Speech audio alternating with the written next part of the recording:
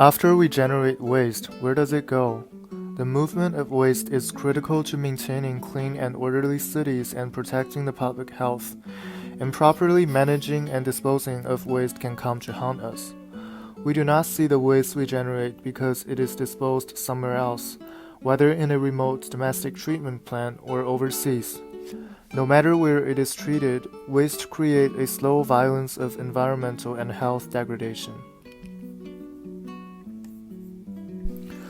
There has been a major shift in global waste flows since 2015, when China implemented an import policy known as the National Sword. We will focus primarily on a country that has experienced a massive influx of recyclables after the implementation of the National Sword, Malaysia as the microcosm of the massive environmental and political changes that the National Sword caused.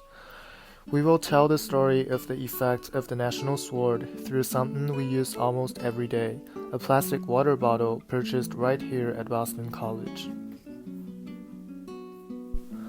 Akshay purchased a bottle on BC's Newton campus.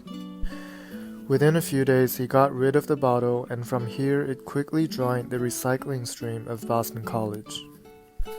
One of the companies managing waste at Boston College is Covanta, with a large facility nearby in Braintree. However, this is not the end of the journey for this water bottle. There is almost no domestic recycling market here in America, because shipping recyclables abroad is much cheaper. This is part of the reason why the National Sword is so problematic.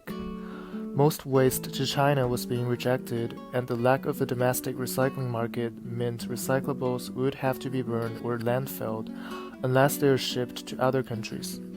Countries and states are scrambling to create recycling programs, but while they are being implemented, the only option for recycling is still to ship recyclables overseas.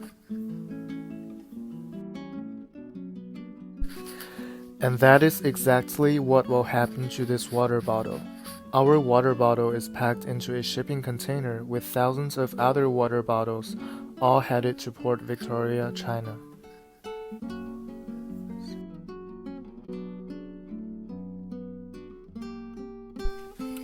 Here, the Chinese authorities open the shipment to inspect it. The National Sword policy requires that any shipment of recyclables cannot contain several types of plastic or paper, and must have less than 0.5% contamination of trash, a stringent level that is almost impossible to attain. The Chinese government implemented this policy due to environmentally destructive recycling within China, as we've seen with e-waste, and plastic recycling is little different. Unfortunately, the shipment doesn't meet the standard of the National Sword, and like many others, the boat is forced to head for a different country. Now the boat heads for the next best option, Port Klang, Malaysia. After the implementation of the National Sword, Malaysia has seen a massive influx of recyclables. The Malaysian government has given license to 75 companies to legally import recyclables, but other companies easily smuggle them in.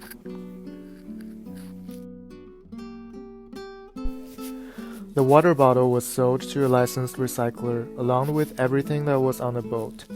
However, even legal recyclers are being forced to cut corners due to the massive redirection of recyclables that the National Sword caused.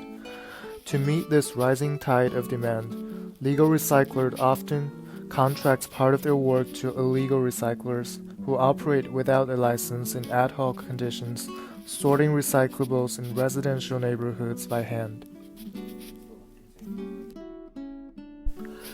Our water bottle is sold to one of these informal recyclers located in a hub for illegal recycling, the town of Jiang.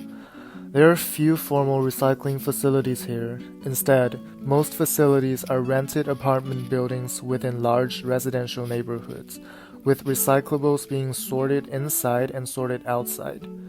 Many are not owned by Malaysians, but instead owned by Chinese companies attempting to replace their profits from the National Sword. Despite the many negative effects these recyclers have, which we will discuss soon, landlords still frequently rent buildings to these companies, primarily because they can charge an inflated amount of rent, sometimes reaching more than 10 times the average monthly salary of Malaysia. However, these apartments are the cheapest and therefore are located in the poorest areas in Jenjarom, serving as a form of environmental injustice against the poor. The recycling of plastic waste, even by hand, is not particularly dangerous or environmentally damaging. However, informal plastic recyclers often try to cut costs by burning the plastic waste they cannot recycle or do not have a buyer for, in massive open fires in the middle of these neighborhoods. This in turn releases dangerous chemicals into the air. Polychlorinated biphenyls, dioxins, and vaporized mercury, inhaled not only by the workers burning it, but the people living in the neighborhoods as well, damaging their lawns, causing cancer, and contaminating the soil for decades. It is one of these deadly bonfires that our plastic water bottle meets its end. Concerned with the damage being done to their neighborhoods, residents have begun meeting with Malaysian officials to demand that the many illegal recyclers in Malaysia be shut down. Because of the large amount of illegal recyclers, the Malaysian government has begun prioritizing illegal recyclers who openly burn their waste, not all illegal recyclers. One of the recyclers targeted is the recycler who burned our water bottle.